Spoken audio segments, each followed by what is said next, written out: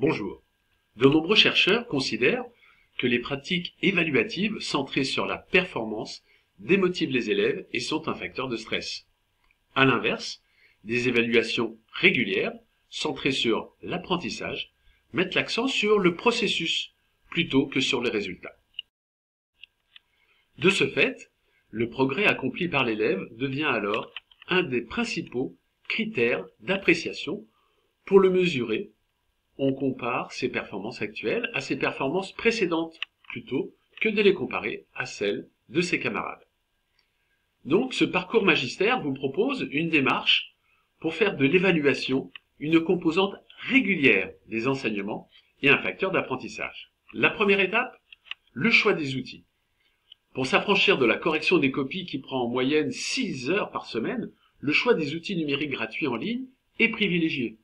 En effet, il est plus enrichissant de passer du temps à concevoir un questionnaire plutôt qu'à corriger. De fait, ces outils permettent une rétroaction.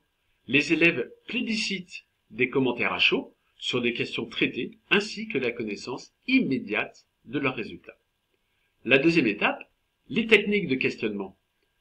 Pour pallier l'image réductrice des quiz, des techniques de questionnement particulières sont mises à l'œuvre. L'enseignant ou l'élève doivent connaître la capacité cognitive recherchée dans une question pour y répondre. Et la taxonomie de Bloom peut très bien s'appliquer à un référentiel, un programme ou une évaluation formative. Je cherche dans cette question à voir si l'élève a su mettre en application, a su restituer, analyser des compétences de haut niveau ou de bas niveau. Enfin, la traçabilité des résultats. Il n'y a pas d'incompatibilité entre la validation des 40 compétences d'un référentiel, des 60 capacités d'un programme ou l'obtention de la moyenne, avec un suivi des capacités cognitives. Je sais que mon point fort est l'application dans un contexte, mais je dois, par exemple, progresser en analyse.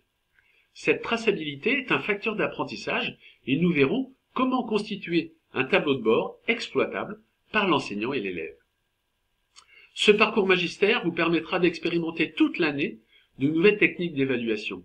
Chaque module sera suivi soit d'une rencontre virtuelle ou présentielle pour échanger nos pratiques avec des collègues de toutes les disciplines. Alors, inscrivez-vous vite sur Magistère et à très bientôt.